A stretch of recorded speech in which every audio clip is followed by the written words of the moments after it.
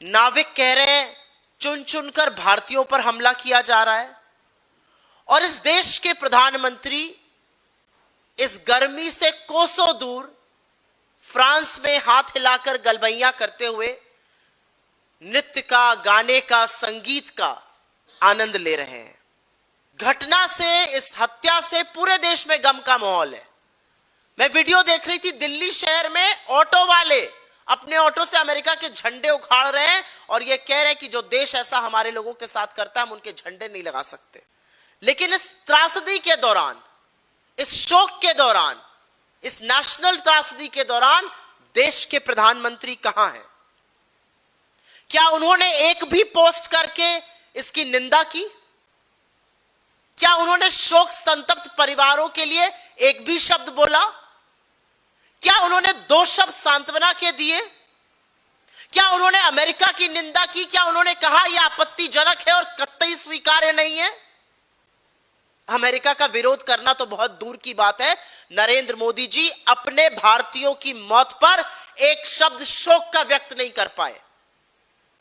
उनका सैर सपाटा चालू है, फ्रांस जाकर नाच गाना देखा जा रहा है, उनको देश की सुधि नहीं है। और इसीलिए हमारा मानना है, इस मंच से ये बात मैं बिना संशय के कहना चाहती हूं कि जिस तरह से अमेरिका ने हमारे लोगों को मारा, जिस तरह से लगातार अमेरिका हमें बेइज्जत कर रहा है, जिस तरह से अमेरिका ने हमारे लोगों की क्रूर हत्या करने के बाद उस पर एक बार भी खेद व्यक्त नहीं किया और उल्टे हमें धमकाया, इस ट्रेड डील का, इस समय इस ट्रेड रिप्रेजेंटेटिव का आना, इस यात्रा को तुरंत स्थगित करना चाहिए। इसका कोई मतलब नहीं रह जाता।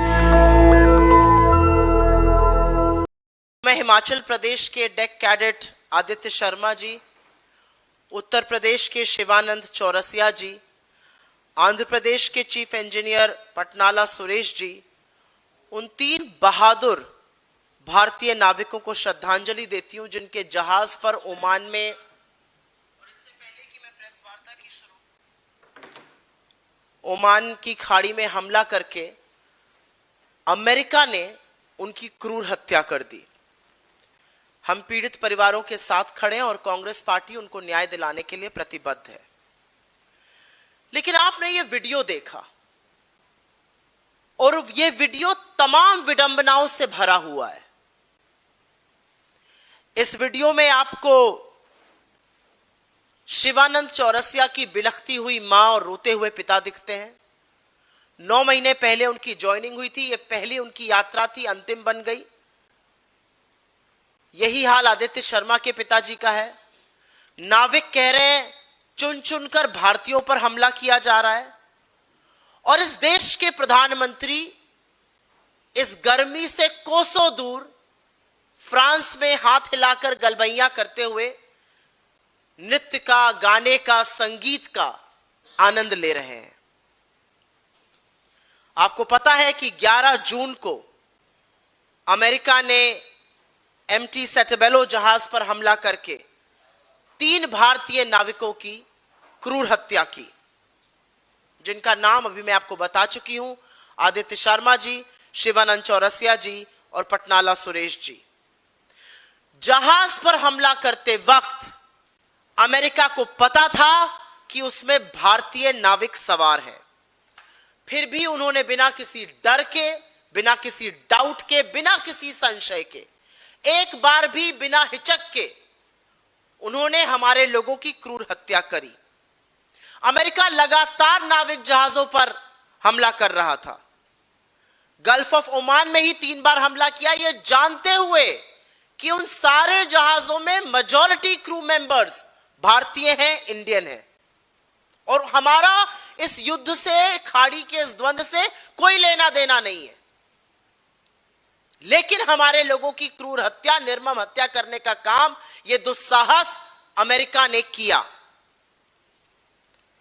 इस घटना से, इस हत्या से पूरे देश में गम का माहौल है। मैं वीडियो देख रही थी, दिल्ली शहर में ऑटो वाले अपने ऑटो से अमेरिका के झंडे उखाड़ रहे हैं और यह कह रहे हैं कि जो देश ऐसा हमारे लोगों के साथ करता है हम उनके झंडे नहीं लगा सकते। किसी ने अपना पति खोया है, किसी ने पिता खोया है, किसी ने बेटा खोया है और इसलिए लोग आक्रोश व्यक्त कर रहे हैं।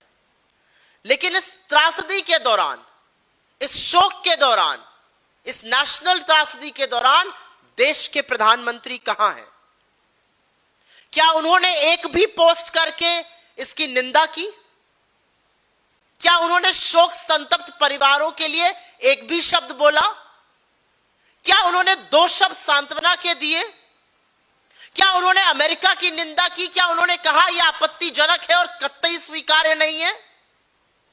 अमेरिका का विरोध करना तो बहुत दूर की बात है, नरेंद्र मोदी जी अपने भारतीयों की मौत पर एक शब्द शोक का व्यक्त नहीं कर पाए। उनका सैर सपाटा चालू है, फ्रांस जाकर नाच गाना देखा जा रहा है, उनको देश की सुधि नहीं है। हे राम जी जगत बना ही नहीं, मैं फ्रांस आ गया हूं, देश में क्या हो रहा है मुझे उससे कोई मतलब ही नहीं है। और असलियत यह है कि इन दर्दनाक मौतों में नरेंद्र मोदी की अपनी चुप्पी और उनकी सरकार का कायराना जो रवैया है वो हमारी संप्रभुता पर, हमारी स्वतंत्रता पर, हमारे स्वाभिमान पर एक बहुत बड़ा धब्बा है और इस देश की विफल विदेश नीति का एक और प्रमाण है। अगर आपको और प्रूफ चाहिए थे तो इंडियंस कोलैटरल डैमेज बन रहे हैं एक ऐसे द्वंद्व में जिससे हमारा कोई लेना देना ही नहीं है। और मार कौन रहा है? मेरे friend Donald Trump, my dear friend Donald Trump भारतीयों को मार रहे हैं और उनके मित्र देश के प्रधानमंत्री के मुंह से एक शब्द नहीं निकल रहा है। अब पता चल रहा है आप ही के माध्यम से जो खबरें मिल रही हैं कि नरेंद्र मोदी अपनी इस विदेशी यात्रा पर डोनाल्ड ट्रंप से भी जल्दी मिलने वाले हैं। जब वो मिलेंगे तो आप लोग बिजली सी केमिस्ट्री की बात बताइएगा हमें, पपियां झपियां गलबैयां दिखाई जाएंगी, माय फ्रेंड ट्रंप कहा जाएगा, हमारी कितनी केमिस्ट्री है वो बताई जाएगी। लेकिन मेरे मन में एक सवाल आता है, क्या नरेंद्र मोदी जी डोनाल्ड ट्रंप से हाथ मिलाएंगे? और यह सवाल तो आपके मन में भी आना चाहिए। इसलिए आना चाहिए क्योंकि जब पहलगाम का नरसंहार हुआ था और उसके बाद जब भारत पाकिस्तान से मैच खेल रहा था और तो उसको जस्टिफाई करना था तो भारतीय खिलाड़ियों ने पाकिस्तानी खिलाड़ियों से हाथ नहीं मिलाया था। तब पाकिस्तान हत्यारा था, आज अमेरिका हत्यारा है। क्या नरेंद्र मोदी डोनाल्ड ट्रंप से हाथ मिलाएंगे? क्योंकि डोनाल्ड ट्रंप की सेना ने हमारे लोगों की हत्या की है। और हमारे देश ने क्या किया? क्या हमने किसी भी इंटरनेशनल फोरम पर कहा कि इस मामले की पूरी जांच हो? जांच तो छोड़िए, क्या हमने सार्वजनिक रूप से कड़े शब्दों में कहा कि अमेरिका ने यह गलत किया है? क्या हमने यह कहा कि अमेरिका ने तमाम चीजों का उल्लंघन किया है? उस उल्लंघन में जेनेवा कन्वेंशन शामिल है, उस उल्लंघन में यूएन चार्टर का आर्टिकल 38 शामिल है। क्या हमने इस देश को आश्वासन दिया कि ऐसी हत्याएं दोबारा नहीं होंगी? नरेंद्र मोदी की सरकार ऐसा कुछ नहीं कर पाई। बड़ी दबी जबान में सकुचाते हुए, किंतु परंतु अपितु लगाते हुए विदेश मंत्री जयशंकर ने 13 जून को अमेरिकी चार्ज दी अफेयर्स को तलब किया गया, जो कोई बहुत बड़ी बात नहीं है, यह रूटीन डिप्लोमेटिक एक्सरसाइज होती है। और उसके बाद जयशंकर जी ने बयान दिया, वही लाल आंखों वाली रील बनाते हुए कि हमने अमेरिका के सामने आपत्ति जताई है, हमने अमेरिका से कहा यह मामला जायज नहीं है, यह हत्या जायज नहीं है। लेकिन कुछ ही देर बाद अमेरिका के विदेश सचिव मार्को रूबियो का बयान आता है और उस बयान ने इस देश को शर्मसार करने का काम किया है, बखिया उधेड़ कर रख दी है नरेंद्र मोदी की, उनकी सरकार की और उनके विदेश मंत्री की।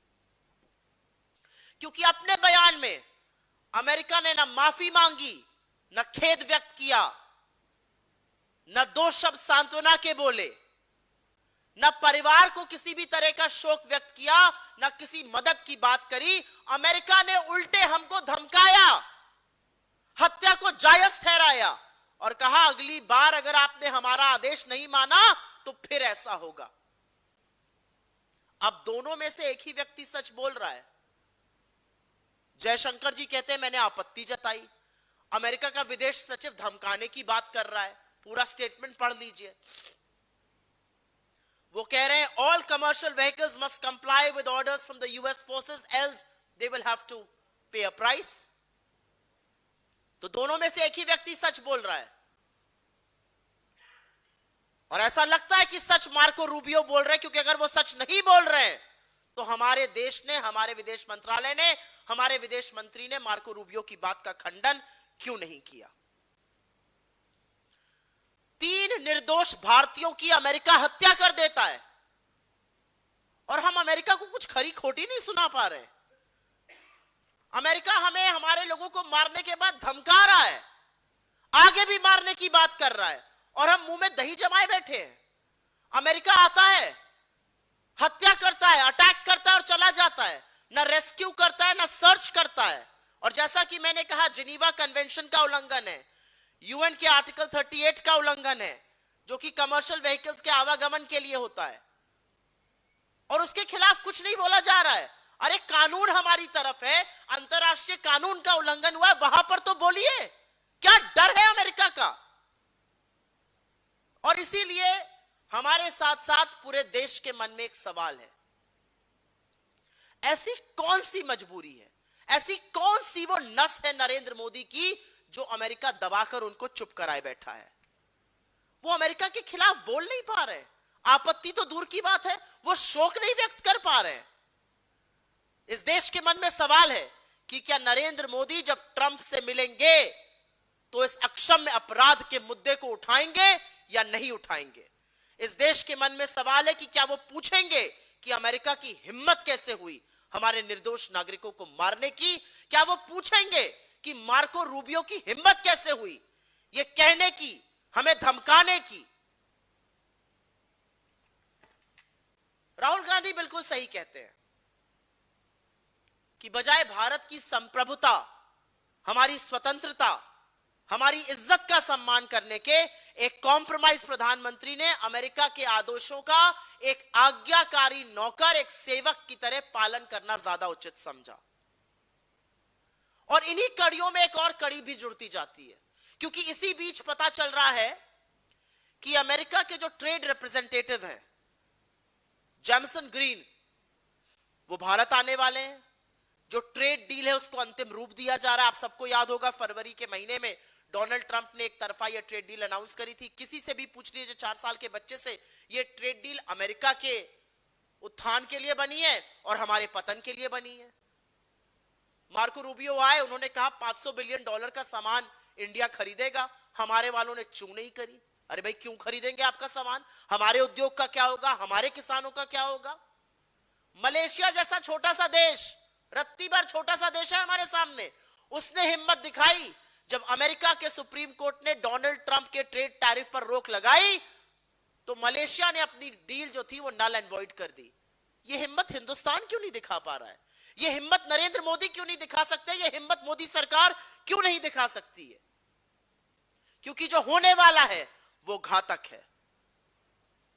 और इसीलिए हमारा मानना है, इस मंच से ये बात मैं बिना संशय के कहना चाहती हूं कि जिस तरह से अमेरिका ने हमारे लोगों को मारा, जिस तरह से लगातार अमेरिका हमें बेइज्जत कर रहा है, जिस तरह से अमेरिका ने हमारे लोगों की क्रूर हत्या करने के बाद उस पर एक बार भी खेद व्यक्त नहीं किया और उल्टे हमें धमकाया, इस ट्रेड डील का, इस समय इस ट्रेड रिप्रेजेंटेटिव का आना, इस यात्रा को तुरंत स्थगित करना चाहिए। इसका कोई मतलब नहीं रह जाता है।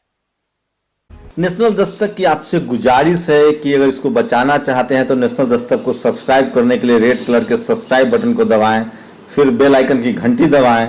नेशनल दस्तक को बचाने के लिए बहुत जरूरी है कि हर खबर को शेयर करें, लाइक करें, कमेंट जरूर करें।